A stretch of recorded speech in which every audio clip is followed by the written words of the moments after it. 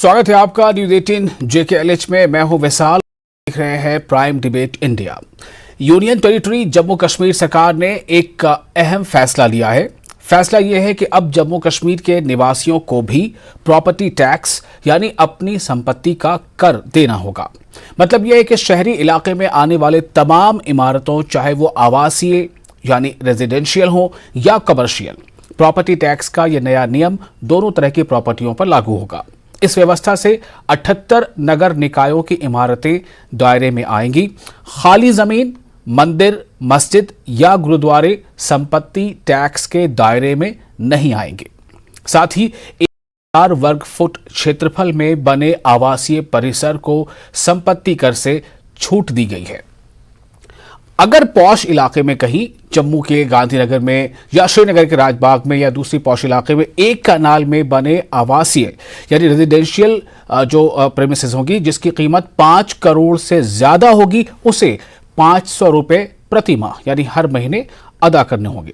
तो इस तरह के कई और इसमें प्रोविजंस हैं और इसका सीधा जो मतलब यह बताया जा रहा है कि जो शहरी इलाके हैं जो प्रॉपर्टी टैक्स के दायरे में आएंगे, उन इलाकों में शहरी सुविधाएं जो हैं बढ़ाई जाएंगी और शहरी सुविधाओं को बढ़ाए जाने में इन पैसों से ये जो कर आएगा इससे काफी मदद मिलेगी।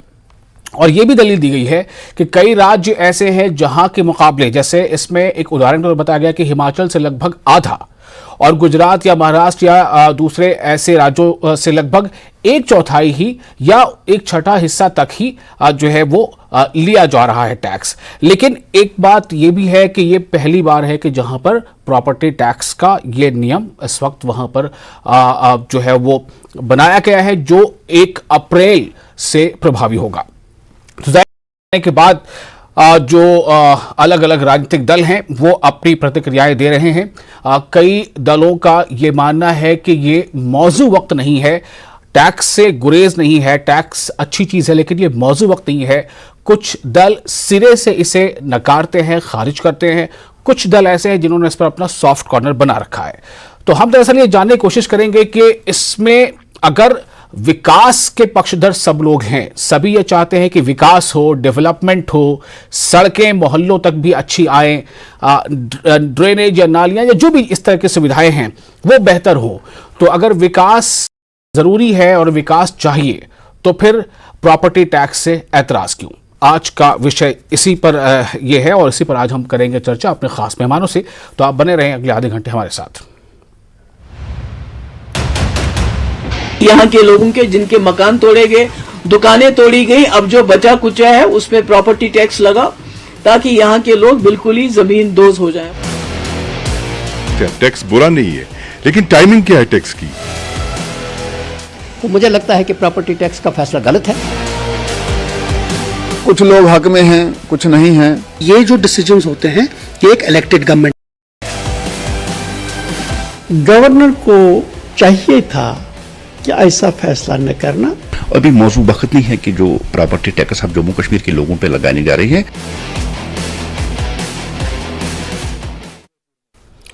और इसी पर बात करने के लिए हमारे साथ कई खास मेहमान हैं। हमारे साथ हैं इफ्रा जान जो स्पोक्स पर्सन है नेशनल कॉन्फ्रेंस की, मंजूर Bhatt spokes person BJP, Kapil Singh प्रवक्ता कांग्रेस और साथ ही एडवोकेट अश्विनी दुबे जो लीगल एक्सपर्ट हैं। आप तमाम लोगों का बहुत बहुत स्वागत है। मैं सबसे पहले इफ्रा आपके पास आना चाहता हूं। लगता कि कोई भी एक ऐसा दल है जो सिरे से इसे खारिज कर रहा है, बल्कि सब लोग कुछ ना कुछ हीले बहाने तलाश रहे हैं कि जी अभी क्या जरूरत थी, अभी इतने वर्षों से ये है, फिर कोविड था, फिर ये था, फिर वो था। मतलब ये कि लोग इसे एक्सेप्ट तो कर रहे हैं, यहां तक राजनीतिक दल भी कि टैक्सेस होते हैं, चूंकि ऐसा नहीं कि पहली बार जम्मू कश्मीर में अगर लागू हो रहा है तो और कहीं नहीं है। लेकिन उसके बावजूद इसके पीछे का लॉजिक क्या है कि या इस बहाने से या उस बहाने से बस इसको ना कहना है? क्या यह विकास के साथ नहीं जुड़ा है? एनसी का पक्ष क्या है? देखिए, आपने कहा कि इसका लॉजिक क्या है, मैं 1 मिनट में आपको लॉजिक समझा देती हूं। लेके चलते हैं कि मैं एक रहबरे खेल का एक मुलाजिम हूं। रहबरे खेल का मुलाजिम जो है 3,000 रुपए उसकी माहाना तनख्वाह है। 3,000 रुपए माहाना तनख्वाह लेके आप उसको कहते हैं पहले इतना आपका जीएसटी है, उतना आपका हर कोई, बिजली का बिल आपका 1500 आता है क्योंकि वो भी इंक्रीज हो गया है। एलपीजी अब आपका 1200 का है, महीने की 1200 हो गया, महीने का इसने 2500 दे दिया। अब आप उसके बाद कहते हैं कि अगर तुम किसी मकान में रहते हो या कहीं दुकान है तुम्हारी, अगर गोया उस पे डिमोलिशन नोटिस अभी तक ना आया हो तो अब उस पे 2000-2500 रुपए तुम टैक्स भी भर दो, यानी करीबन 4500 रुपए, 5000 रुपए ये एलपीजी में, बिजली के बिल में, टैक्स में, म्युनिसिपल टैक्स में दे रहा है और 3000 रुपए इसकी तनख्वाह है। ये लॉजिक है।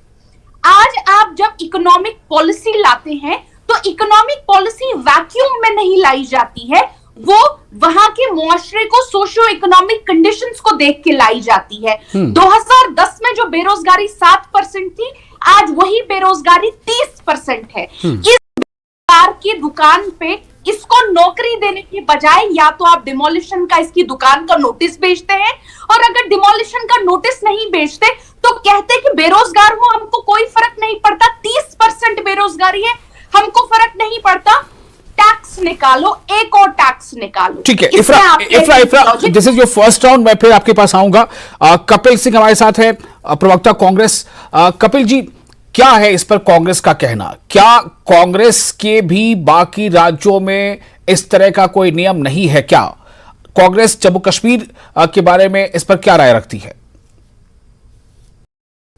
देखिए, 2017 में नोटबंदी के बाद जिस तरह से व्यापार धराशायी हुआ, लोगों को लाइन में लगना पड़ा, उसके बाद जीएसटी लगाया गया, गब्बर सिंह टैक्स इंपोज किया गया देश की जनता के ऊपर भी और जम्मू कश्मीर की जनता के ऊपर भी, और बेरोजगारी आज जम्मू कश्मीर में अपनी चरम सीमा पर है। 60% से ज्यादा इंडस्ट्री जम्मू कश्मीर से वाइप आउट हो चुकी है। और अगर टैक्सीज का दौर की शुरुआत की हम बात करें, जम्मू कश्मीर के अंदर टोल प्लाजा के द्वारा टैक्सीज इंपोज किए गए, फिर उसके बाद श्राइन बोर्ड पे माता वैष्णो देवी के श्रद्धालुओं के ऊपर टैक्स, बाबा अमरनाथ के श्रद्धालुओं के ऊपर टैक्स, फिर उसके बाद सरकार जो दबे कुचले दुकानदार व्यापारी हैं, छोटा गरीब जिसने अपना घराना आशियाना बनाया है, छोटा कोई दुकानदार है, उसके लिए बुलडोजर लेके आती है, और बुलडोजर के बाद जो बची हुई कसर है वो सरकार अब प्रॉपर्टी टैक्स लगा करना चाहती है। मैं आपके माध्यम से ये पूछता हूं, क्या जम्मू कश्मीर की जनता का गला काट के उसको दफनाने का काम करेगी ये सरकार? आज क्या जम्मू कश्मीर लेकिन इसमें दो बातें हैं। पहली बात तो ये है, ठीक है, चलिए मैं इस पर अभी कोई सवाल नहीं उठाता, आपने जो बोला है। मैं पहले एक और रिएक्शन ले लेता हूं। हमारे साथ बीजेपी से मंजूर भट्ट है। मंजूर भट्ट, बीजेपी के भी नेताओं ने इसको लेकर अपनी प्रतिक्रिया दी है। आप क्या कहना चाहते हैं? क्या आपका जो लाइन है, आपकी जो लाइन वो यही है, वही है जो अभी इफ्रा ने कहा या जो अभी कपिल सिंह ने कहा? प्रॉपर्टी टैक्स की बात है, ये आज ही नहीं जम्मू कश्मीर में लागू हुआ है। ये 1900 मुझे लगता है 60, 70, 80 काफी पहले भी यहां पर लागू हुआ था। लेकिन जहां तक इफ्रा जान का कहना है, मुझे लगता है ये इकोनॉमिक्स स्टूडेंट्स मुझे लगता है नहीं रही है, इकोनॉमिक्स इनकी काफी वीक है। अगर जो इन्होंने यहां पर एक मिसाल यहां पर गिनाई है हमारी, क्या अगर एक गवर्नमेंट एम्प्लॉय पे पूरे मुल्क की इकोनॉमी, अर्थव्यवस्था चलती तो मुझे लगता है हम सबसे पीछे और बिछड़े देश में गिने जाते। लेकिन अर्थव्यवस्था जो यहाँ के सबसे बड़े बिजनेसमैन और इंडस्ट्रियलिस्ट होते, चाहे मुल्क चाहे रियासत के होते, वो उनके बिजनेस और उनके टैक्स के ऊपर वो निर्भर होता है। रहा सवाल प्रॉपर्टी टैक्स का, बीजेपी भी उस साथ में नहीं है कि अभी हालात उस हिसाब से साजगार नहीं है कि प्रॉपर्टी टैक्स अभी जम्मू कश्मीर में लागू होना चाहिए, क्योंकि हर एक चीज के मरहले होते हैं। क्योंकि आपको पता है पिछले जो काफी वक्त से जम्मू कश्मीर ने नुकसान उठाया, सबसे ज्यादा यहाँ की टूरिज्म इंडस्ट्री ने उठाया, यहाँ के जो ट्रेड उन्होंने उठाया, लेकिन अभी मुनासिब नहीं था प्रॉपर्टी टैक्स। लेकिन जहां तक प्रॉपर्टी टैक्स भी अगर हम देखें, देखिए ऐसा आज जम्मू कश्मीर में कोई गरीब नहीं है, ऐसा कोई नहीं है जो शाम को भूखा सोता है जो टैक्स नहीं देगा। अब चलिए गरीब को छोड़ के एक जो अपर क्लास रहता है, जो बिजनेस क्लास रहता है, जो टैक्स दे सकते हैं। आप यहाँ शहर श्रीनगर में देखिए आज बहुत बहुत बड़े मॉल है, अब 4-4, 5-5 फ्लोर्स के मॉल बने, यहाँ पर बड़ी बड़ी जो फ्रेंचाइजीज है हमारे देश भर की या चाहे हम वर्ल्ड की बात करें वो यहाँ पर लगी है, वो क्यों नहीं प्रॉपर्टी टैक्स दे पाएंगे? मुझे बताइए, जब एक मकान बनाने में कश्मीर में खर्च पैसा होता है 2.5 करोड़ के करीब मकान में खर्च होता है, वो क्यों नहीं जनाब प्रॉपर्टी टैक्स भरेगा? और वो प्रॉपर्टी टैक्स कोई ऐसा टैक्स नहीं है कि वो हम सरकार अपने जेब में भर रही है, बल्कि उसी टैक्स को इस्तेमाल करके अगर हम यहाँ पर डेवलपमेंट चाहते हैं, अगर हम यहाँ मेट्रो ट्रेन चाहते हैं, अच्छी सड़कें चाहते हैं, बिजली चाहते हैं, तो टैक्सेस इनमें काम। लेकिन हाँ, बीजेपी कह रही है कि इस अभी वो सूरत नहीं थी, अभी वो सिचुएशन नहीं थी कि हम इस प्रॉपर्टी टैक्स अभी का मतलब कब तक? मैं भी आपके अभी मींस कब तक? एलजी साहब से अभी मतलब मुझे लगता है अभी थोड़ा सा पहले, आपको पता है कि कोविड की वजह से काफी नुकसान हुआ। 370 में आपको पता है जो हालात यहां पर कोशिश की गई थी बनाने की, उससे भी कहीं ना कहीं कश्मीरी लोग निकले हैं बड़ी मुश्किल से, फिर कोविड आया, तो अभी थोड़ा फाइनेंशियल क्राइसिस हमारे कश्मीर में तो है, वो ठीक है गरीब तबका है, लेकिन इससे गरीब तबके को कोई नहीं है। जिस बेचारे के पास 1 कमरा है, 2 कमरा है, उसको कौन सा प्रॉपर्टी टैक्स? ये उन बड़े इंडस्ट्रियल। इफ्रा मैं आपके पास आता हूं, first round all our panelist please. हमारे साथ अश्वनी हांडा जी जुड़ चुके हैं, डीएपी के लीडर हैं। अश्वनी हांडा जी, आपकी पार्टी का इस पर क्या राय इस पर है, ये जो प्रॉपर्टी टैक्स का जो नया नियम अभी आया है? देखिए, गुलाम नबी आजाद साहब ने अभी एक बयान दिया है जिसमें उन्होंने कहा है कि 32 साल हो गया हमें आतंकवाद से जूझते हुए। तो उस चीज में जब आतंकवाद से हम लड़ रहे हैं, जद्दोजहद कर रहे हैं, उस समय पर इस तरह का लगान जो है वो वसूली करना वो गलत है। अब मेरे भाई जो है भारतीय जनता पार्टी के प्रवक्ता की बात कर रहे थे, तो मैं भारतीय जनता पार्टी और पूरे देश को बताना चाहता हूं कि स्टैटिस्टिक्स ये है कि per capita income Jammu Kashmir के अवाम की पूरे देश के पर कैपिटा इनकम जो एवरेज इनकम है वो 1,40,000 तक की है, जो एक आदमी कमाता है सालाना। उसी के चलते जम्मू कश्मीर में एक अवाम की जो पर कैपिटा इनकम है सालाना वो 70,000 है। तो हम पहले ही आधे पे हैं। आपको उस लाइक लोगों को बनाना चाहिए था कि लोग जो है वो प्रॉपर्टी टैक्स खुशी से दे, ना कि आप मजबूर करके उन पे प्रॉपर्टी लगाएं। देखिए, आज प्रॉपर्टी टैक्स कोई भी ऐसा शख्स नहीं है जो अपना हिस्सेदारी जो है वो संगे बुनियाद में नहीं डालना चाहता है, देश के विकास में नहीं डालना चाहता है, लेकिन वो उस काबिल तो हो कि वो प्रॉपर्टी टैक्स दे सके। आज जम्मू कश्मीर की हालात जो है कि आपकी बेरोजगारी जो अश्वनी हांडा जी, आप क्या ये कहना चाहते हैं कि जम्मू कश्मीर की पूरी आबादी जो है कहीं कोई इस लायक नहीं है कि वो टैक्स अदा करे? % अगर होगा, आपका स्टैटिक्स तो यही कहता है, भारत सरकार का स्टैटिक्स है 2021 का, कि हर आदमी जो है उसकी सालाना इनकम जो है वो लगभग 70,000 है, तो 70,000 जो है वो पर आदमी की 6,000 बनती है। तो आप बताइए कि 6,000 में वो खाएगा क्या और निचोड़ेगा क्या? ये प्रश्न है आज जम्मू कश्मीर का कि आपने उस लायक बना दी। बिल्कुल, मैं भी फर्स्ट राउंड सबसे ले रहा था, और मैं इफ्रा आप थोड़ा सा मैं आपको और रोकूंगा, फिर आप उनका जवाब दे पाएंगी मंजूर का। हमारे साथ एडवोकेट अश्विनी दुबे भी हैं, लीगल एक्सपर्ट है। अश्विनी दुबे जी, आप कैसे देखते हैं इस पूरे जो हालिया दिनों में जम्मू कश्मीर में जो भी डेवलपमेंट्स हुए हैं, खासतौर से 2019 के बाद से लेकर के जब 370 हटा उसके बाद से लेकर के, या जो अब वहां पर जो एक तब्दीली नजर आ रही है, उसमें ये जो स्टेप है उसे आप किस तरह से देखते हैं?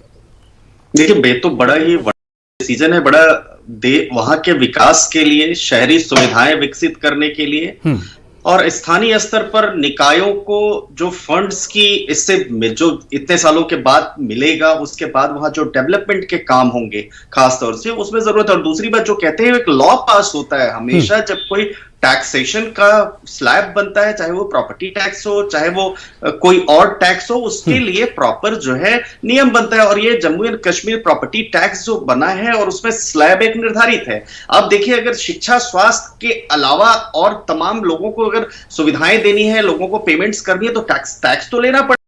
और जो अगर टैक्स नहीं लेंगे तो उस एरिया का डेवलपमेंट कैसे होगा? इसलिए हमें यह बात समझना पड़ेगा कि देश के विकास के लिए, क्षेत्र के विकास के लिए, उस जगह के विकास के लिए टैक्सेशन एक बड़ी जरूरत है। अगर वो नहीं होगा तो जो डेवलपमेंट के, पब्लिक डेवलपमेंट के खास तौर से काम है, वो नहीं हो पाएंगे। और दूसरा सबसे बड़ा एक महत्वपूर्ण पहलू यह है कि ये जो नया फॉर्मूला है, इसमें प्रॉपर्टी टैक्स जो टैक्सेबल एनुअल वैल्यू है उसका 5%, जो कि बाकी राज्यों से बहुत कम है, और गैर आवासीय जो संपत्ति है उसमें 6% होगा। यानी जो टैक्स एनुअल वैल्यू है, TAV, वो पालिका के द्वारा, सरकार द्वारा अधिसूचित भूमि मूल्य दर का 10वां हिस्सा, जो दिल्ली के मुकाबले अगर हम देखें, हिमाचल प्रदेश के मुकाबले देखें, पंजाब के म्युनिसिपैलिटी एरिया के मुकाबले देखें, राजस्थान से देखें, तो हम ये पाएंगे कि उससे बहुत कम है। और इसीलिए जरूरी है कि विकास शुल्क लगना चाहिए, लेकिन विकास शुल्क ये हो कि वहां पे पब्लिक फ्रेंडली होना चाहिए। ठीक है, तो मैं यहां पर एक छोटा सा ब्रेक लेना चाहूंगा। इफ्रा, मंजूर और अश्विनी हड्डा, आप भी कुछ अपनी बात रखना चाहते थे। फर्स्ट राउंड में आप सबने संयम के साथ अपनी अपनी बात रखी, किसी ने किसी को क्रॉस नहीं किया। सेकंड राउंड में आपको पूरा अख्तियार होगा, आप किसी से उस पे आप सवाल कर सकते हैं, किसी को क्रॉस कर सकते हैं, सिर्फ भाषा की पर ध्यान देना है। छोटा सा ब्रेक, जल्द हाजिर होते हैं। ब्रेक के बाद स्वागत है। जम्मू कश्मीर प्रशासन ने, या वहां की सरकार ने कह लें, यूटी सरकार ने एक नया कदम उठाया। उसके तहत 1 अप्रैल से जो है वो प्रॉपर्टी टैक्स लागू होने जा रहा है, और इस की जो प्रोविजंस है या जो इसे इंप्लीमेंट करने की जो कोशिश है, इसको लेकर अलग अलग राजनीतिक दलों की अलग अलग प्रतिक्रियाएं सामने आ रही हैं। हम उसे समझने की कोशिश कर रहे हैं कि आखिर किसी को इसे एतराज क्यों है। जब विकास से एतराज नहीं, तो विकास के लिए अगर टैक्स लगाया जाता है तो उसे एतराज क्यों है? इफ्रा, मैं आपके पास आना चाहता हूं। आप कुछ कहना चाह रही थी जब मंजूर भट्ट जो बीजेपी के प्रवक्ता है, उनके जवाब में आपने इशारा किया था, कुछ कहना चाहते हैं? जी, उनकी बात गौर से सुनिए। लगता है इकोनॉमिक्स साथ उनकी इंग्लिश भी बड़ी कमजोर है। पहली बात तो इकोनॉमिकली टैक्स जो है गरीब भी बढ़ता है। जब पर्सनल कमेंट से थोड़ा बचे आप सभी लोग, प्लीज। जी प्लीज, पर्सनल कमेंट से खरीदता है, एक पेन खरीदता है, तब भी टैक्स देता है। और अंग्रेजी जब उनकी पढ़ते हैं तो माशाल्लाह लगता है जीरो आया है। अगर आज आप रूल्स देखेंगे, जो रूल्स आज आए हैं, उसमें ये नहीं लिखा है कि गरीब को टैक्स देना है, अमीर को टैक्स देना है। उसमें लिखा है कि पर स्क्वायर फीट के हिसाब से आपको टैक्स देना है। यानी आपकी दुकान, चाहे आप कितने गरीब हो, अगर आपकी दुकान इतने पर स्क्वायर फीट हो तो आपको टैक्स, वहां कहीं गरीब और अमीर के बीच अंतर नहीं किया गया है। मैं चाहती हूं मंजूर भट्ट साहब जो है, किसी पढ़े लिखे दोस्त से पढ़वा ले ये रूल्स और देखें कि उन्हें समझ क्यों नहीं आया है। और मेन बात, बार बार हम कहते हैं कि इससे विकास होगा, विकास होगा। 370 भी ले लिया, विकास होगा। जमीनी हकूक भी ले लिए, विकास होगा। यहाँ के लोगों की हर कोई हक लिया, बोला विकास होगा। एक एक हक तो लिया, लेकिन विकास किसी ने नहीं देखा, नौकरियां किसी ने नहीं देखी, इंडस्ट्रीज किसी ने नहीं देखी, और डेवलपमेंट अभी तक तो बिल्कुल ही किसी ने नहीं देखी। मैं सिर्फ इतना बताना चाहता हूं यहाँ पे कि 1000 वर्ग फुट क्षेत्रफल में रेजिडेंशियल जो आपकी कॉम्प्लेक्स होगी या जो बिल्डिंग होगी, वो संपत्ति कर से, यानी प्रॉपर्टी टैक्स से उसकी छूट मिलेगी। अब मंजूर, आपको कुछ कहना है? नहीं, देखिए, नेशनल कॉन्फ्रेंस ने एक चश्मा काला पहना है। मैं बार बार कहता हूं इनको उतारना पड़ेगा, और जमीन की जो सिचुएशन, ग्राउंड सिचुएशन को अब इनको एक्सेप्ट भी करना पड़ेगा और देखना भी पड़ेगा। आज जो 70 साल से नेशनल कॉन्फ्रेंस ने जम्मू कश्मीर की मेरी बात सुनिए, आप मेरी बात सुनिए। मुझे अगर पता होती है डिबेट में आप है, मैं नहीं आता। पहले आप सुनिए मेरी बात, सुनिए। आप मोहतरमा है, मैं उसको लिहाज कर रहा हूं, थोड़ा सुनिए, बर्दाश्त रखिए। नेशनल कॉन्फ्रेंस को लिहाज सभी को एक दूसरे को करना है, इसलिए नहीं कि कोई मोहतरमा है, लिहाज सभी को करना है। और भाषा की शालीनता का खास ख्याल रखिएगा। इस्तेमाल नहीं कर सकते हैं, प्लीज जी। अब मैं मंजूर साहब से ये पूछना चाहूंगा, मंजूर भाई बताइए, इनको पहले कहना था, भाषा की शालीनता का ख्याल रखिएगा प्लीज। सुनिए मंजूर साहब, मेरा प्रश्न आपसे है, आप देश को बताइए, भारतीय जनता पार्टी देश को बताए कि कितने प्रकार का टैक्स लगाएंगे आप? मुझे आपके लिए, मैं सुनिए, मैं आजाद पार्टी के लिए यहां पर नहीं बुलाया गया हूं। मुझे न्यूज 18 ने बुलाया है अपने क्वेश्चन आंसर के लिए। मैं आपके लिए नहीं यहां पर बैठा हूं, मैं आपके प्रश्न का आपका अगर इस तरह का बिहेव रहेगा लोगों के बार बार एंकर कह रहे हैं कि आप भाषा का सुनिए मेरी बात। अरे सुनिए ना, थोड़ा मर्यादा रखिए डिबेट की, मैं वही रख रहा हूं। जिस तरीके से हमारी बहन यहां पर क्या नाम है इनका, नेशनल कॉन्फ्रेंस से जो आई है, इनका जिस तरीके से जवाब देना था, मुझे लगता है किसी स्कूल के बच्चे ने वो जवाब देके एक अपने टीचर को समझाया कि एक 4th क्लास कॉन्ट्रेक्चुअल मुलाजिम पे इसने कहा कि टैक्स को एक्सप्लेन किया कि देश की अर्थव्यवस्था कैसे चलती है। मैंने उस पे बात फिर कहूंगा, आप लोग पर्सनल कमेंट से बचिए। आप कोई कहता है इकोनॉमिक्स नहीं आती, कोई कहता अंग्रेजी नहीं आती। जो आपका स्टैंड है पार्टी का इस टैक्स को लेकर वो क्या है? क्या बीजेपी के लीडर चाहते हैं कि हाँ टैक्स लागू हो रहा है, अच्छी बात है? मैं तो यही जानना चाह रहा हूं अलग अलग तमाम पार्टियों के लोगों से कि भाई आपकी पार्टी का क्या स्टैंड है इस पर। इसमें किसी को कोई हिंदी आती है, किसी को फारसी आती है, नहीं आती, उससे क्या मतलब? पहले ही आपके क्वेश्चन में कहा कि बीजेपी ने साफ आज वाजिया किया है कि जो सिचुएशन अभी प्रेजेंट सिचुएशन है जम्मू कश्मीर में, उसमें जो ये टैक्स, जो प्रॉपर्टी टैक्स लागू किया, अभी सिचुएशन ठीक नहीं थी। अभी तो मैं वही जानना चाह रहा हूं कि वो सिचुएशन कैसी होनी, वो आइडियल सिचुएशन कैसी होनी चाहिए जब आपको लगेगा कि अब सिचुएशन ठीक है जी, अब लगाया जाता है। जानना चाहता हूं आपसे। देखिए, जब तक यहाँ सबसे बड़ा मुद्दा अभी यहाँ पर चुनाव होना है, यहाँ पर जब तक इलेक्शन नहीं हो जाएंगे, एक इलेक्टेड गवर्नमेंट, लोगों की चुनी हुई सरकार नहीं आएगी, वो ये सब फैसले करेंगे। मुझे लगता है अभी इन सब फैसलों को थोड़ा रोकना चाहिए। हमारी पार्टी का स्टैंड वही है। ठीक है, अश्विनी आंडा साहब बोलिए। हमने ऑलरेडी रखा ही है। हाँ, देखिए, भारतीय जनता पार्टी के प्रवक्ता ये बताए दो कि आप कितने प्रकार का टैक्स ले रहे हैं। लखनपुर से स्टार्ट हो जाता है आपका टोल टैक्स। जब आप गाड़ी निकालते हो तो आपको 1 टाइम टैक्स देना पड़ता है, रोड टैक्स। उसके बाद आप कोई चीज खरीदते हो तो आपको जीएसटी देना पड़ता है। जी, वो टैक्स बीजेपी जेब में नहीं रखती है, वो जेब में नहीं बीजेपी रखती है। मेरी बात देश की डेवलपमेंट में, देश की तरक्की में वो इस्तेमाल हो टैक्सेस होते हैं। क्या आप बताइए मेरे को, आपको बीजेपी टैक्स को घर ले रही है। जब आप एक अच्छी सड़क, आप एक अच्छी एक्सप्रेस हाईवे जब ढूंढ रहे हैं, जब उस तरीके की सुविधा ढूंढेंगे तो टैक्स लगना ही है ना। मंजूर साहब ये बताइए कि विकास का पैरामीटर क्या होता है, बताइए। आप विकास की रट लगा रखी है आपने पिछले 8-9 साल से। आप विकास का पैरामीटर बताइए कि पैरामीटर क्या है, विकास किस पैरामीटर से नापा जाता है। मैं बताऊंगा, उसकी जीएसटी और उससे नहीं नापा जाएगा। आपकी जो मैंने पहले बोला पर इनकम जो नागरिक की होगी उससे नापा जाता है। तो उसमें जो है वो जम्मू कश्मीर जो है वो सबसे निचले स्तर पर है पर कैपिटा इनकम में। नहीं, और भारत की स्थिति तो आप सब जानते हैं। डिबेट का जो मौजू है वो पार्टीज का स्टैंड है। आप तो सारे उठ के और बीजेपी के ऊपर ही सर पे ही बैठ रहे हैं। नहीं, मैं अलग जाता हूं। कांग्रेस की कपिल सिंह जी काफी देर से इशारा करें, कपिल सिंह जी कुछ कहना चाहते हैं। अश्विनी जी 1 मिनट, कपिल सिंह जी बोलिए।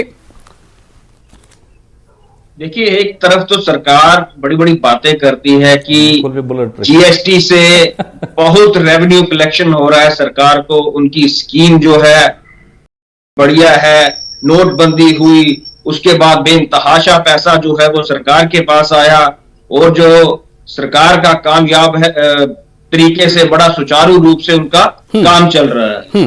दूसरी तरफ से सरकार कंफ्यूज है और ये कहती है कि जम्मू कश्मीर की डेवलपमेंट के लिए पैसा चाहिए। एक तरफ सरकार बोलती है कि दूध की नदियां बह रही, और अब दूध की नदियां बह रही हैं तो अब ये कौन सा अमृत छिड़कने वाले हैं जम्मू कश्मीर की जनता के ऊपर प्रॉपर्टी टैक्स लगाकर। और दूसरी बात मैं आपको ये कहना चाहता हूं कि पहले जिस तरह से ये प्रॉपर्टी टैक्स नाफिज किया जा रहा है जम्मू कश्मीर की जनता के ऊपर, वही गलत है। क्योंकि म्युनिसिपल कॉर्पोरेशन ने ये टैक्स लगाना होता है। बड़ी बड़ी बातें करती है भारतीय जनता पार्टी की, उन्होंने 73rd 74th अमेंडमेंट ला के उसको बड़ा ही कंसोलिडेट कर दिया जम्मू कश्मीर के अंदर। और जब प्रॉपर्टी टैक्स लगाने की बात आती है तो यूनियन मिनिस्ट्री से, एलजी एडमिनिस्ट्रेशन से इंपोज करवाया जा रहा है। कश्मीर की म्युनिसिपल कॉर्पोरेशन में, जम्मू की म्युनिसिपल कॉर्पोरेशन में, किसी म्युनिसिपल कमेटी में अभी तक तो ये बहस भी नहीं हुई और इसको इंपोज भी कर दिया गया। ये तो ब्रीच ऑफ पॉलिसी है। आपने किस तरह के म्युनिसिपल कॉर्पोरेशन बनाई हैं, किस तरह की म्युनिसिपल कमेटीज बनाई हैं जिनके पास अख्तियार ही नहीं है डिबेट करने का। और जिनके पास अख्तियार ही नहीं है कि वो क्या फैसला लेंगे आने वाले समय में। मेयर साहब का इंटरव्यू में ये स्टेटमेंट आया है कि वो अपने पार्षदों से राय मशवरा करेंगे और एक राय बनाएंगे, उसके बाद ही इसको लागू करेंगे। मजाक हुआ ना, ये राय पहले बनानी चाहिए थी। ये राय अश्विनी दुबे, आप क्या कहना चाहते हैं इस पर? जी एक सेकंड, मैं इसी पे ले रहा हूं इस पे कमेंट। अश्विनी दुबे जी। मैं आपकी बात को आगे बढ़ाते हुए ये पूछूंगा भारतीय जनता पार्टी से कि जब जो ये कहते हैं कि इसको हम हाउस में जो है वो नकारेंगे या पास करेंगे, तो फिर भारतीय जनता पार्टी की केंद्र में बैठी हुई सरकार और उपराज्यपाल प्रशासन कैसे बाईपास कर सकता है इस तरह के कानून बनाने में? ये सबसे बड़ा प्रश्न है। जिस तरीके से 370 को हटाया गया, उसी तरीके से ये जो है ये नाफिज किया जा रहा है। एडवोकेट अश्विनी दुबे हमारे साथ मौजूद है। अश्विनी दुबे जी, इस पर आप क्या कहना चाहेंगे? विशाल साहब, देखिए, मैं तो एक जिम्मेदार नागरिक होने के नाते और कानून का विद्यार्थी होने के नाते कहूंगा कि बुनियादी सुविधाओं, सड़क, बिजली, पानी वगैरह के लिए अगर खर्च हमें पब्लिक फंड से करना है तो टैक्स लगाना पड़ेगा। सरकारी कर्मचारियों की सैलरी, पेंशन, म्युनिसिपल कमेटी में काम कर रहे लोगों को सैलरी देना है तो टैक्स लगाना पड़ेगा। वहां विकास और कल्याणकारी योजनाएं अगर लानी है तो टैक्स लगाना पड़ेगा। लोगों तक स्वास्थ्य और बीमा सुविधाएं अगर म्युनिसिपैलिटी पहुंचाएगी तो टैक्स लगाना पड़ेगा। लोगों को शिक्षा व रोजगार सुविधाएं अगर चाहिए तो टैक्स लगाना पड़ेगा। ये बताइए, अगर पब्लिक ये सब करेगी तो सरकार का क्या औचित्य है? मुझे ये बताइए। टैक्स लगाना पड़ेगा। दुबे साहब, ये बताइए कि सरकार का किस लगाना पड़ेगा? सरकार सिर्फ पैसे इकट्ठे करने के लिए कि लोगों को सुविधाएं देने के लिए पड़ेगा? तो इसकी सच्चाई ये है, कि जम्मू कश्मीर और पूरे भारत के अंदर भारतीय जनता पार्टी के पास कोई ब्लूप्रिंट नहीं है। एक बड़ी कॉमन सी, आज से नहीं, बहुत पहले से, हमेशा से चली आ रही एक व्यवस्था है, टैक्स से ही तमाम खर्चे मीट आउट होते हैं। तो ये गलत तरह की बहस शुरू हो रही है और इस बहस का कोई और छोर नहीं है। एक प्रॉपर, हाँ, टैक्स अगर बिना स्लैब के, बिना कानून पास किए हुए, बिना एमएचए की परमिशन के, बिना वहां पे जो म्युनिसिपैलिटीज है, वो म्युनिसिपैलिटीज को कंसेंट में लिए हुए पास करते हैं। बताइए कि पिछले जीएसटी जब से लगा है कितनी बार कमेंटमेंट की उसके अंदर? तो मैं समझता हूं कि वो जी, आप कितना शोर मचाते हैं डिबेट में, थोड़ा इनको एक्सप्लेन करने दीजिए। ठीक है, ये जो बातें हैं वो बता रहे हैं, लेकिन उनका सवाल इस बात को लेकर है कि मेयर साहब ये कहते हैं कि हम पार्षदों से राय लेकर के इस पर बात करेंगे, तो ये राय पहले क्यों नहीं लेंगे? उनका ये पॉइंट है। अब मैं इस पर भी बात करूंगा। इफ्रा, आपके पास आता हूं। कपिल जी, आपको भी टेक लेना है, मंजूर जी से भी सुनना है। एक और छोटा सा ब्रेक लेना पड़ेगा यहाँ पर, प्लीज, छोटा सा ब्रेक। ब्रेक के बाद एक बार फिर आपका स्वागत है। आप देख रहे हैं न्यूज़ 18 JKLH। आज हम चर्चा कर रहे हैं कि जम्मू कश्मीर यूटी जो सरकार है वहां उसने जो प्रॉपर्टी टैक्स का जो नियम लाया है उससे किस तरह से शहरी क्षेत्रों में या निकायों में जो शहरी जो सुविधाएं हैं उसमें विस्तार होगा या उसमें इजाफा होगा, और किस तरह से ये एक तरह का जो ओवरऑल डेवलपमेंट है उसमें एक सहभागी होगा। लेकिन इस पर कई तरह के सवालात भी उठाए जा रहे हैं अलग अलग राजनीतिक दलों के जरिए, और लगभग तमाम दलों ने इस पर सीधे तौर पर, कुछ लोगों ने सवाल उठाया है, कुछ का कहना है कि ये अभी लागू नहीं होना चाहिए, इसके लिए सही वक्त नहीं है। तो आखिर वो वक्त कौन सा सही होता, या अभी करना चाहिए तो क्यों नहीं करना चाहिए, ऐसे कई सवाल से जवाब हम ढूंढने की कोशिश कर रहे हैं। इफ्रा हमारे साथ मौजूद है, प्रवक्ता नेशनल कॉन्फ्रेंस। इफ्रा, आप कुछ कहना चाह रही थी? जी रहेंगे मुख्तसरन। पहली बात, जो एडवोकेट साहब हमारे थे, मैं खुद एक एडवोकेट हूं, वो दूसरी बात है, उन्होंने बार बार कहा कि ये सुविधा, वो सुविधा, ये सुविधा, ये सुविधा, इसके लिए टैक्स चाहिए होती है। ये जो सारे काम होते हैं एक चुनी हुई सरकार यानी इलेक्टेड गवर्नमेंट के होते हैं। अगर मैं अपना 10 रुपया किसी को दूंगी तो उसी सरकार को दूंगी जिस सरकार को मैंने चुना होगा, ताकि जो डेमोक्रेसी का कोर्ट होता है जिसको इलेक्शंस कहते हैं, अगर मुझे उनका काम अच्छा ना लगे, अगर उन्होंने मेरा पैसा अच्छे से इस्तेमाल नहीं किया, तो मैं उनको दूसरे चुनाव में हरा सकती हूं उनके खिलाफ वोट देके। ये पब्लिक का राइट होता है। अगर सरकार का राइट है टैक्स लेना, पब्लिक का राइट है वोट देना। इलेक्शन कहां है? दूर दूर तक ये कहीं पब्लिक को उनके राइट्स नहीं दे रहे हैं, पब्लिक को उनके हकूक नहीं दिए जा रहे हैं, सिर्फ टैक्स पे टैक्स, बुलडोजर पे बुलडोजर चल रहा है। दूसरा मेरा लास्ट पॉइंट रहेगा, बार बार बात हुई विकास की, ये किसी ने नहीं बोला कि विकास कहां है। जो बीजेपी के प्रवक्ता, अगर आप नेशनल टेलीविजन पे उनकी बात सुनेंगे, नेशनल टेलीविजन जी, नेशनल टेलीविजन, आप मंजूर साहब, जी, नहीं, मैं तो गुजरी ही नहीं हूं, हम तो टांगे पे चलते हैं। सुनिए मेरी बात, आप डाउनटाउन में जाइए जहां पर एनसी के बड़े बड़े मिनिस्टर रहे, 70 साल से आप उनकी सड़क नहीं दे पाए। आज वहां देखिए कंक्रीट स्लैब वहां पर जो रोड बनी है, आप वहां देखिए जो बाबा डैम सबसे पुराना एक जाना माना वहां पर एक लेक माना जाता था, उसकी बर्बादी की थी, लेकिन वो इन्हीं 3 सालों में बदला विकास। मैंने यही कहा, आप काला चश्मा उतारिए, आप काला चश्मा उतारिए और आप फिर रियलिटी है उसको देखिए। विकास ढूंढने की आप बात कर रही है, विकास लोगों को पता है 3 साल में जम्मू कश्मीर में बदला क्या, वो पूरी दुनिया के सामने है। इतना विकास हुआ है कि हमने तो लंदन को पीछे छोड़ दिया, बहुत विकास हुआ है। अभी 2 मिनट पहले यही बोल रहे थे। ठीक है, 70 साल से आप लोगों ने क्या जम्मू कश्मीर को क्या किया? एक सेकंड सर, ऐसे तो बात नहीं हो पाएंगी कॉन्स्टेंटली, ऐसे बात मुझे बताइए 70 साल से आप लोगों ने क्या दिया जम्मू कश्मीर को? सकते हैं हम लोग, हम तो 8 साल से बारी बारी से बात करेंगे। मंजूर जी आप अपनी बात कीजिए। जी बोलिए, क्या है मंजूर जी? मैं सवाल आपसे ये किया था, आपने जब कहा कि अभी मौजू वक्त नहीं था, तो वही बात तो कहीं ना कहीं इफरा भी कह रही हैं, वही बात कहीं ना कहीं कपिल जी भी कह रहे हैं, वही बात कहीं ना कहीं अश्वनी हांडा भी कह रहे हैं। भाई अभी मौजू नहीं, इसका मतलब तो यही है ना, आप इसका तो आधार बता रहे हैं कि अभी मौजू नहीं है, तो क्यों मौजू नहीं है? टैक्स का मैं भी तो कह रहा हूँ, बीजेपी भी इस हक में नहीं है, हम भी कहते हैं रोल बैक होना चाहिए। अभी सूरत हाल ठीक नहीं है, आगे जब इलेक्शन हो जाएंगे, ये एक कैबिनेट पे जब मजबूत लोगों की सरकार आएगी, तब इस तरीके के अगर डिसीजन लेंगे वो माना जाएगा। लेकिन अभी इन हालातों में हम भी नहीं चाहते, भाजपा भी नहीं चाहती है कि यहाँ पर फिलहाल जो प्रॉपर्टी टैक्स है वो लागू होना चाहिए। लेकिन अब आप बिल्डोजर देखिए, नेशनल के लोगों ने 70 साल से जम्मू कश्मीर के जखीरे लूटे हैं। आपने देखा सबसे ज्यादा जो एनकरेजमेंट ड्राइव चली, उसमें नेशनल कॉन्फ्रेंस के फॉर्मर मिनिस्टर रहे हैं, उन्होंने जमीनें स्टेट लैंड को खाया है। चोर दरवाजे से सरकार अभी बिल्डोजर लगा के बैठी, क्या बताएंगे उनको? विकास तो उनको दिखता नहीं है। सरकार बना के रखी है। ठीक है, सबसे बड़ा विकास यहाँ पर जनाब ये हुआ है कि यहाँ खून खराबा बंद हुआ है, यहाँ स्टून पेल्टिंग नहीं होती है, यहाँ हड़ताल के कॉल्स नहीं है, आज यहाँ इखवान राज नहीं है, परे नहीं है। आज अब सरकार ये भी सोच रही है कि अब हालात इतने सुधर गए हैं कि आर्मी को भी यहाँ से उनको बॉर्डर में लेना पड़ेगा। इससे ज्यादा पूरी दुनिया को। एक मिनट, अश्वनी हांडा जी, ये तर्क कुतर्क, ये वितर्क, ये जो भी हम इसका नाम दे दें, क्या इसका आप स्थान देखते हैं कोई, या सिर्फ इसलिए है कि हमें कहना है तो हम कह देंगे? क्या ये तनकीद बनाए तनकीद हो रहा है, या फिर तनकीद बनाए ताबीर है?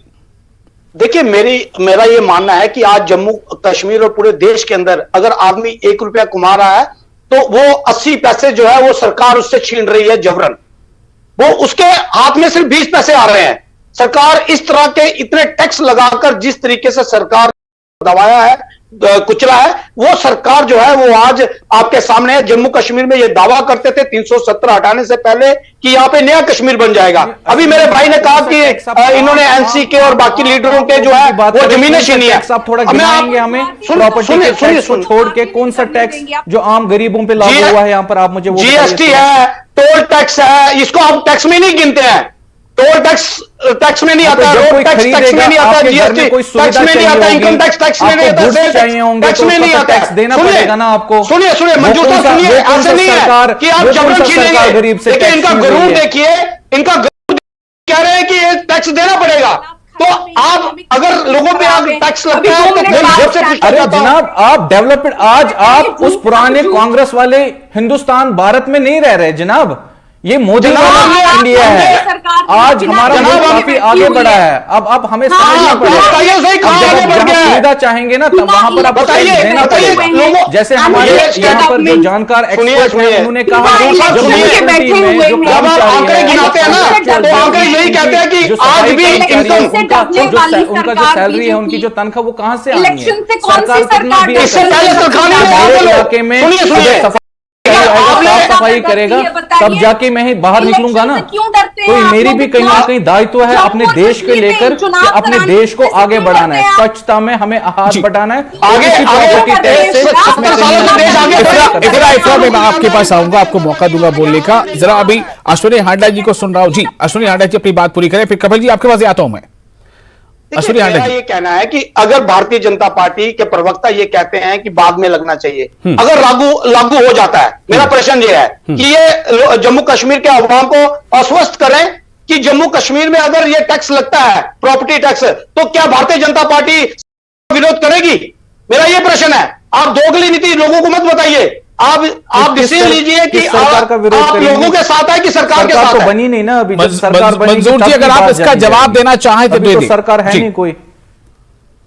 वही तो हम हम तो कह रहे हैं एलजी कि साहब को साफ लफ्जों में भाजपा का स्टैंड है, हम भी कह रहे हैं अभी हालात टैक्स लगना चाहिए, ऐसा नहीं तो है। फिर प्रोटेस्ट अगर हमारे करेंगे ना जम्मू आप हमारे कश्मीर को साथ। आगे बढ़ाना है, सुनिए, टैक्स सुनिए, देना पड़ेगा, आप सरकार लेकिन के- अभी हालात आप- ठीक नहीं है, इसको आगे लेना पड़ेगा। ठीक है, कपिल जी, कपिल सिंह जी। ये 6% इस देश के लोग हैं जो इनकम टैक्स देते हैं, और टैक्स की यहां तक बात है, इस देश का हर बच्चा टैक्स देता है, हर जवान टैक्स देता है, हर बुजुर्ग टैक्स देता है, हर माँ हर बहन टैक्स देती है। जो बच्चा इस दुनिया में आया नहीं होता वो आने से पहले टैक्स चुका के आ रहा है, और आने के बाद जिस तरह से भारतीय जनता पार्टी की केंद्र सरकार ने बच्चों के दूध के ऊपर टैक्स, शार्पनर पेंसिल के ऊपर टैक्स लगा दिया, बड़ा ही शर्मनाक है। कितने टैक्स लगाओगे आप? हर रोज हर वक्त जब कोई घर से सामान के लिए निकलता है, जब घर से कोई बाहर कदम बढ़ा रहा है, तो वो टैक्स देके बढ़ा रहा है। आप ये नहीं कह सकते कि देश की जनता टैक्स नहीं दे रही। अगर बच्चे के दूध के ऊपर टैक्स है, पेंसिल शार्पनर के ऊपर टैक्स है, तो आप सोचिए कि कौन सी ऐसी चीज है इस देश के अंदर जिसके ऊपर इस सरकार ने टैक्स नाफिज नहीं किया। और हद इस तरह की है कि भारतीय जनता पार्टी के नेता कंफ्यूज हैं, परेशान हैं। ठीक है, इनकी मजबूरी भी है, एक तरफ सरकार को डिफेंड कर रहे हैं, दूसरी तरफ टैक्स को अपोज कर रहे हैं। मुझे सुनिए मेरी बात। नहीं, मैं आपके बीच में नहीं बोला था, प्लीज आप सुन लीजिए। नहीं, ये बात ये डिबेट कल ऐसा नहीं होती है, होता है। आपको पता है यहाँ पर गोल्डन कार्ड मिलता है एक गरीब को 5 लाख के करीब, जो उसके मैं बताता हूं ना कौन सा गोल्डन कार्ड कैसे मिलता है, सुन तो लीजिए। लाभ उठाया। आप कह रहे हैं आपको यहाँ बच्चों के दूध पे उसके टैक्स दिखा रहे हैं, आप पेंसिल पे टैक्स गिना रहे हैं। आप जो सुविधा मिल रही है, जो उज्ज्वला योजना के तहत जो गैस सिलेंडर हर गरीब को मिल रहा है, वो वेलफेयर स्कीम्स तो आज जा रही है ना, तो ये टैक्स कहां जाएगा? आप मुझे बताइए, क्या सरकार कहां से ये इसकी भरपाई करेगी और मुल्क को कैसे आगे लेगी? देखिए, मुझे मेरा जीएसटी के बड़े बड़े दावे और वादे कौन करता है? पर पास बम्पर इलेक्शन टैक्स कलेक्शन हुई है, ये कौन दावे करता है? और अब जम्मू कश्मीर की बात कर रहे हैं कि जम्मू कश्मीर में दूध की नदियां बह रही हैं। आप बात कर रहे हैं कि जम्मू कश्मीर में बड़ा अमन व अमान हो गया है, टारगेट किलिंग्स आपको दिखाई नहीं दे रही। जो कश्मीरी पंडित परिवार 1990 में कश्मीर से पलायन नहीं किया, आज वो वहां से पलायन कर रहे हैं। कश्मीरी पंडित जो अपनी सिक्योरिटी की मांग कर रहे हैं, उनकी जान बख्शने की मांग कर रहे हैं। कपिल जी देखिए, आज जिस विषय पे हम लोग बातचीत कर रहे हैं कपिल जी, मुझे लगता है कि बीजेपी की जो प्रवक्ता है वो खुद भी कह रहे हैं कि उन्हें लगता है या उनकी पार्टी को लगता है अभी फिलहाल ये मौजूद समय नहीं है, वो इस बात को मान रहे हैं। तो सवाल ये है कि हम इससे आगे बढ़कर सोचे ना। भाजपा के प्रवक्ता को भी टोकना चाहिए था ना, जब वो इस तरह की कसीदे गढ़ रहे थे भाजपा के प्रवक्ता, भाजपा की सरकार की। मैं तो इस टॉपिक पे आना नहीं चाहता था, मैं तो आज भी अभी भी स्टक हूं टैक्स के ऊपर। मेरा वही कह रहा है कि अगर बीजेपी का भी ये स्टैंड है जो अभी वो कह रहे हैं, तो यहां से आगे फिर क्या हो? जो सवाल अश्विनी हांडा जी ने उठाया कि यहां से आगे फिर क्या करेंगे, फिर आपका स्टैंड क्या होगा, कांग्रेस का, डीएपी का स्टैंड क्या होगा, एनसी का स्टैंड यहां से आगे क्या होगा, बीजेपी का स्टैंड क्या होना चाहिए? जब आप लोग सब ये फील कर रहे हैं कि ये मतलब टैक्स से किसी को परहेज नहीं है, लेकिन सब समय की बात कर रहे हैं, नहीं लगना चाहिए, मैंने लेकिन सब की बात ही नहीं की। ठीक है, मेरा तो क्लियर स्टैंड है कि नहीं लगना नहीं लगना चाहिए। ठीक है, कांग्रेस आप ये कह रहे हैं कि लगना ही नहीं चाहिए। इफरा, मैं आपके पास आ रहा हूं, कुछ कहना चाह रहा हूं। नहीं लगना चाहिए, ऐसे हालात ही नहीं जम्मू कश्मीर की जनता के पहली बात यहाँ पे और टैक्स लगाया जाए। जी जी इफरा, देखिए, पहली बात तो बार बार जो बीजेपी के प्रवक्ता हैं वो कहते हैं सब ठीक भी है, अच्छा भी नहीं है भी नहीं भी है। मुझे एक बात बताइए, अगर इतना विकास है, अगर बाबड़न में इतने रोड बने हैं, तो इनकी गवर्नमेंट जो है इलेक्शन से भागती क्यों है? वो इलेक्शन से थरथराती क्यों है? अगर इतना विकास है बीजेपी तो बहुत खुशी खुशी इलेक्शन करानी चाहिए क्योंकि जम्मू और कश्मीर की जनता उनको वोट करेगी। अगर ये इतने कॉन्फिडेंट है तो इलेक्शन से क्यों डर रहे हैं? यहाँ पर जो 70 साल पुराने इलेक्शन नहीं होते थे वो इलेक्शन कराएं इफ्रा जी। यहाँ पर ब्लॉक डेवलपमेंट काउंसिल के आज तक इलेक्शन नहीं हुए, यहाँ पर डिस्ट्रिक्ट डेवलपमेंट काउंसिल के इलेक्शन नहीं हुए हैं, वो भी बीजेपी ने कराए। आप तो वही पार्टी है जिन्होंने उस इलेक्शन को बाइकआउट किया। हम क्यों डरे? डरते तो आप लोग हैं इलेक्शन से। हमने तो यहाँ अर्बन लोकल बॉडी आज जो मेयर चुने गए वो तो भाजपा के ही दौर में वो इलेक्शन हुए।